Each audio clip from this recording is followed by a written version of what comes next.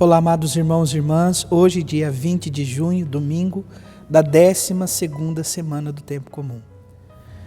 No Oremos do dia, nós fazemos um pedido ao Senhor. Dai-nos por toda a vida a graça de vos amar e temer, pois nunca cessais de nos conduzir e firmais os que estão no vosso amor. É este Deus que nos encaminha e nos convida a uma confiança amorosa.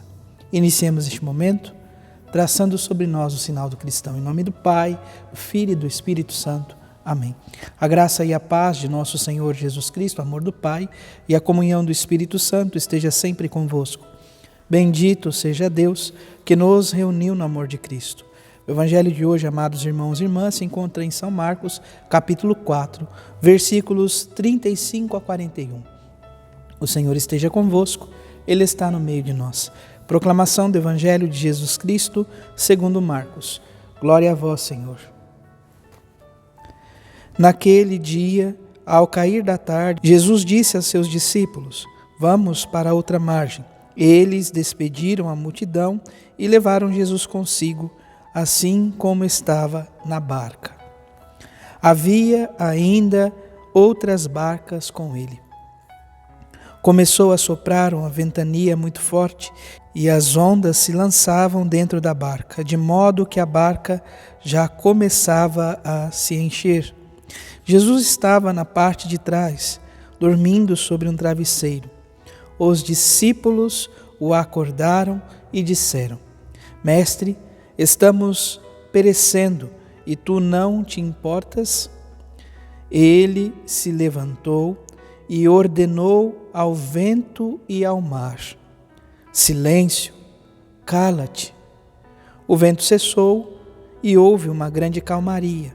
Então Jesus perguntou aos discípulos: por que sois tão medrosos? Ainda não tendes fé? Eles sentiram um grande medo e diziam uns aos outros: quem é este a quem até o vento e o mar obedecem? Palavra da salvação. Glória a vós, Senhor. Amados irmãos e irmãs, o Evangelho de São Marcos, ele todo está direcionado a responder uma pergunta: quem é Jesus? E percebemos no capítulo 4, hoje oferecido a cada um de nós, esta mesma pergunta, este mesmo questionamento na boca dos discípulos. Quem é este a quem até o vento e o mar obedecem? Amados irmãos e irmãs, os discípulos já haviam visto Jesus realizar alguns sinais. E diante da autoridade contra o mar, contra a tempestade que havia então assolado aos discípulos que estavam na barca, eis que surge esta pergunta. Eles mesmos deveriam responder: tu és o Cristo, Filho de Deus. Afirmação esta, amados irmãos e irmãs, que é introduzida ou primeiramente falada por Pedro e vai culminar depois na boca do centurião. Mas vamos por parte. Primeiro, a barca é toda a igreja, cada um de nós, que estamos em alto mar. Te convido no dia de hoje a ouvir aquela canção do Frei Gilson: acalma minha tempestade. Neste movimento, neste caminho, nós devemos ter a plena confiança de que o Senhor está conosco e jamais nos abandona. Por que tenho medo, se nada é impossível para ti? Nada é impossível para Deus. Este Deus que nos ama e se encontra conosco. Os discípulos gritam por Jesus que estava dormindo no barco. A barca que é a igreja, esta barca que leva Cristo, mas é Cristo também que conduz ela. Aqui nós observamos Jesus que está dormindo. Antes de pensarmos que Jesus é indiferente a tudo o que está acontecendo, é importante lembrarmos: em Jesus residia a total confiança em Deus. E É justamente então nesta barca, diante desta situação, que os discípulos gritam por Jesus. Amados irmãos e irmãs, incomodar o Senhor, gritar pelo seu nome, não é o problema. Aqui nós vemos atitude de fé, só recorrem a Jesus aqueles que creem. Mas há uma situação que fere profundamente o pedido inicial do Oremos de hoje. Nós pedíamos ao Deus da vida, este Deus que nos ama, a graça de amá-lo e temê-lo, pois Ele nunca cessou de nos conduzir a nós que firmastes no seu amor. É este Deus que se encontra conosco e nos encaminha a viver este amor. Qual é, portanto, a dificuldade e o problema aqui na atitude dos discípulos? Sobretudo o fato de que eles duvidam do amor do Senhor. Não te importas que estamos a perecer?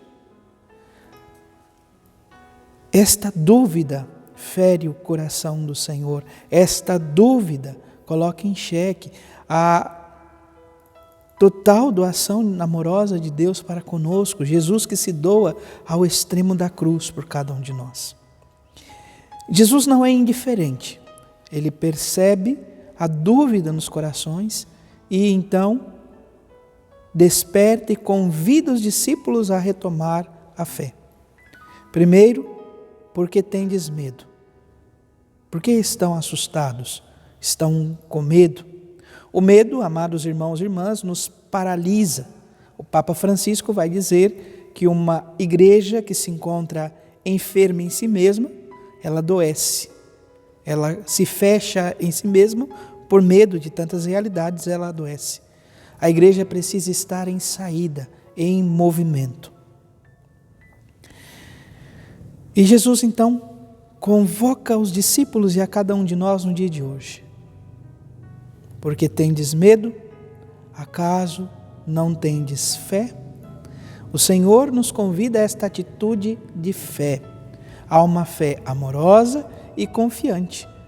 Peçamos, portanto, a graça de Jesus, o amor dele para conosco e tenhamos a mesma confiança de São Paulo, hoje na segunda carta de São Paulo aos Coríntios, que nos diz assim: um só morreu por todos e que logo um só morreu por todos, por cada um de nós. Cristo morreu por todos, para que os vivos não vivam mais por si mesmos, mas para que por eles morreu e ressuscitou.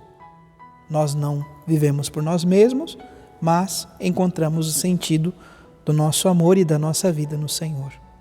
Portanto, hoje o Senhor nos convida a esta atitude amorosa e confiante, a atitude de fé, recorrer a Ele, gritar e implorar a sua misericórdia em nossa vida com toda certeza, mas jamais duvidar do seu amor para conosco.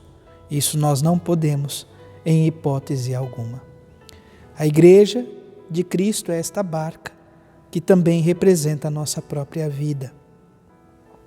Se por um lado a Igreja é conduzida por Cristo, o nosso coração também deve ser conduzido por Ele. A tormenta e o mar revolto, muitas vezes o nosso coração se encontra na mesma realidade e jamais se esqueça que é Jesus quem diz: silêncio, cala-te. Que esta serenidade, que este amor alcance os nossos corações e traga a paz aos nossos corações. Paz esta que nos leva a glorificar, como diz o salmista: dai graça ao Senhor, porque Ele é bom, porque eterna é a sua misericórdia. Louvado seja nosso Senhor Jesus Cristo, para sempre seja louvado. Abençoe-vos o Deus Todo-Poderoso, em nome do Pai, do Filho e do Espírito Santo. Amém. Graça e paz.